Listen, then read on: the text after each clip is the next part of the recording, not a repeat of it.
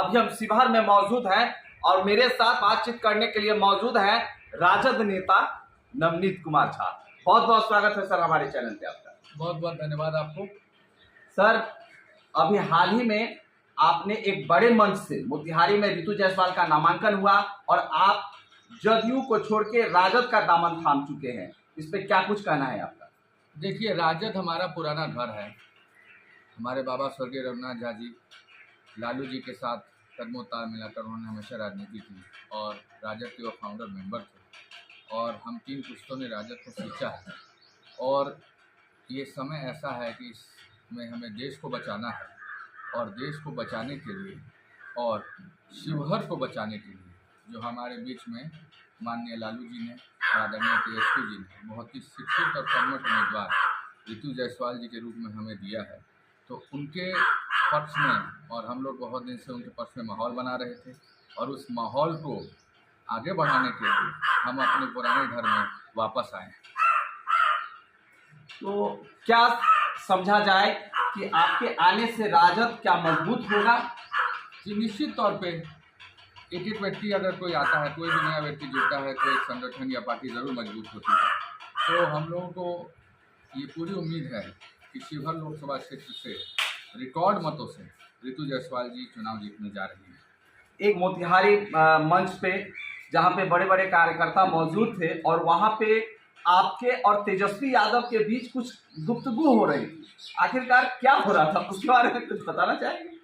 नहीं, देखिए, तेजस्वी जी के साथ हमारे पुराने संबंध हैं। तेजस्वी जी बिहार का भविष्य हैं, बिहार के होने वाले मुख्यमंत्री हैं।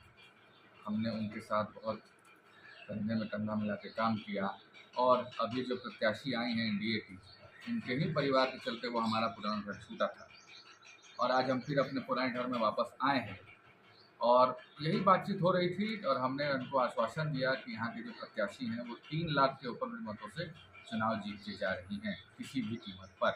आप अगर चुनाव की बात करें तो यहाँ पे अब जातीय समीकरण पे चुनाव हो रहा है, आंकड़ा देखने को मिलेगा क्या कि जातीय समीकरण पे फिट बैठती है रितु जायसवाल? देखिए, ये विडम्बना है कि देश में जो राजनीति होती है उसमें जाति एक बहुत बड़ा फैक्टर अदा करती है। बस जो शिवहर लोकसभा क्षेत्र की मैं आपको बात कर रहा हूँ, आप दोनों प्रत्याशियों का मिलान कीजिए।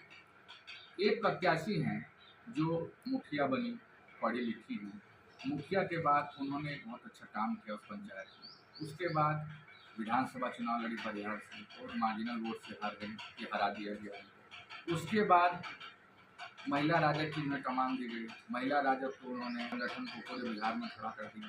तो मैं आपको ये बात कहना चाहता हूँ, वहीं तरफ दूसरी तरफ जो पति है उनको देखिए, 2 बार रही है, 1 बार सांसद रही, 30 साल के ऊपर से, लेकिन उनकी पहचान क्या है? उनकी पहचान यही है, वो एक हल्ला बाहुबली। यहाँ शिवहर में का टूट चुका है, आगे गाँव देहात में हर समाज बहुत उत्साह है। यहाँ पे कास्ट का बैरियर नहीं है, यहाँ पे धर्म का बैरियर नहीं, यहाँ कोई मोदी हवा नहीं है, यहाँ किसी नहीं है। यहाँ एक है कि जो बाहर के लोग शिवहर को अपना राह समझते हैं और शिवहर को चारगाह समझ के हर 5 साल पर शिवहर को लूटने आते हैं, अब उन लोगों की विदाई यहाँ से निश्चित तौर पे होगी और उन लोगों को वापस यहाँ से सहरसा भेजा जाएगा। यहाँ एक ही मुद्दा है, बाहरी भगाओ, शिवहर बचाओ। शिवहर की अस्मिता को बचाना है। अब की बार 400 पार शिवहर में नहीं, शिवहर में दूसरी तरह की हवा है। जैसे मैंने आपको कि में जदयू है, भाजपा का नहीं है पहले, और उसका ड्राफ्ट भी बीते बिहार की जनता में भी रहा है।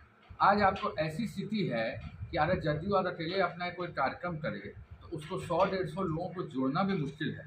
जदयू आज अगर कहीं अकेले चुनाव लड़े तो उनके प्रत्याशियों को 1000-1200 वोट लाना भी मुश्किल है। जदयू की इतनी खराब स्थिति है, मैं आपको क्या बताऊं। मैं आपको पिछले विधानसभा चुनाव का जिक्र करता हूँ। जो हमारे प्रत्याशी थे उनको अपने गांव में 45 वोट आया बूथ पर। मैंने अपने गांव में सैकड़ों वोट उनको दिलवाए, मेरी वजह से उनकी जमानत तक बच रही है। तो ऐसा होता कि वो 10,000 वोट भी क्रॉस नहीं कर सकते थे 2000। ये तो बहुत बड़ी बात बता रहे हैं आप। क्या सही नहीं है? मैं नहीं बोलता हूँ, क्या लोग नहीं बोलते हैं शिवहर में? जदयू की जो स्थिति है आपको है और जदयू के नेताओं की जो स्थिति है, मैं आपके माध्यम से कहना चाहता हूँ कि जदयू पार्टी जो है, जदयू पार्टी समाप्त हो चुकी है। जदयू पार्टी का अब कोई नाम लेवा नहीं है बिहार में। बिहार में अब 2 ध्रुवीय राजनीति होगी। एक तरफ हमारे तेजस्वी जी का विकास का मॉडल है, जिसके में रोजगार है, शिक्षा है, चिकित्सा है, बच्चियों का कल्याण है, बुजुर्गों का कल्याण है, उसके बाद किसानों का कल्याण है और पॉजिटिव चीज़ें, सकारात्मक चीज़ें। तो दूसरी तरफ एक मॉडल है भाजपा का, एक मॉडल है एनडीए का, जिसके अंदर में सिर्फ हिंदू मुसलमान की बातें हैं, नकारात्मक बातें हैं, मुद्दों पे कोई बात नहीं है। आप एक चीज़ देख लीजिए, अभी आप हमारे नेता के बयानों को देखिए और उस तरफ से जो बयान आ रहे हैं,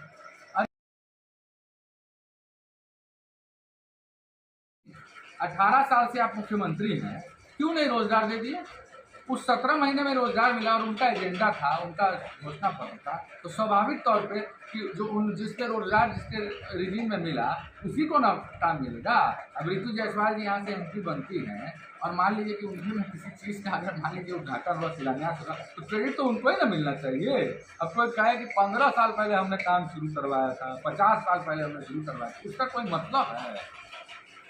तो आप महागठबंधन का हिस्सा बन चुके हैं और जिस तरह से आप प्रहार कर रहे हैं, तो अगर आपका महागठबंधन अगर आंकड़ों को छूता है तो वहां से प्रधानमंत्री कौन होंगे, ऐसा सवाल भाजपा या एनडीए कर रही है। देखिए, जब यूपीए की सरकार 2004 में बनी थी तो उस समय भी कोई हमारा प्रधानमंत्री पद का उम्मीदवार नहीं था। हमें बहुमत मिला, यूपीए बना, उस कोऑर्डिनेशन कमेटी बनी, उसके अंदर में, और स्वाभाविक है कि जो सबसे बड़ा दल होता है उसी का प्रधानमंत्री होता है। पर ये सब चीज़ों पे बात होगी, बैठ के बात होगी। पहले हमारा लक्ष्य है कि हमारी सरकार बने एक सेकुलर, सोशलिस्ट और प्रोग्रेसिव सरकार बने इस देश की। क्योंकि मैं देख रहा हूँ कि सिर्फ एक हिंदू मुसलमान के मुद्दे में उलझा के युवाओं का जो भविष्य है पूरा का पूरा खराब किया गया। सारे युवाओं से आप पूछिए, अब मुद्दों पे पॉलिटिक्स हो, विकास पे पॉलिटिक्स हो।